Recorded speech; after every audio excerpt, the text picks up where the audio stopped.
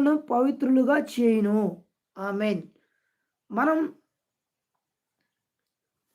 యేసు ప్రభు వాడు నమ్మదగిన వాడు గనుక మనం చేసిన ఏమైనా పాపం ఉంటే దేవుని దగ్గర మనం ఒప్పుకుంటే ఆయన నమ్మదగిన వాడు కాబట్టి, ఆయన నీతిమంతుడు కాబట్టి, ఆయన ప్రేమమయుడు కాబట్టి, మన యొక్క ప్రతి పాపం నుంచి దేవుడు విడుదల ఇస్తాడు. కాబట్టి మన క్రైస్తవులైన మనము ఈ లోకంలో ఖచ్చితంగా ఏదో ఒక పాపంలో అబద్ధం గాని, ఏదో ఒకటి చిన్న తప్పైనా మనం చేస్తాము. దాంట్లోనే కంటిన్యూ అవ్వకుండా, ప్రభా ఇది నేను తప్పు చేశాను. నన్ను క్షమించండి. ఇది నేను జయించలేకపోతున్నాను. ఇది నా వల్ల కావట్లేదు. దయచేసి ఈ పాపమును రహస్య పాపం నాలో దీంట్లి దీన్ని నాకు జయించడానికి నాకు శక్తి దయచేయండి. నేను పాపినయ్యా. నేను నేను పాపిని.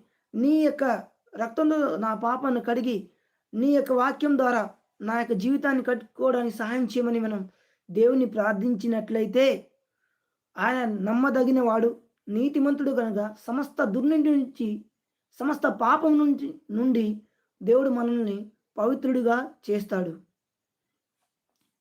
కాబట్టి ఈ లేఖనం మన జనరేషన్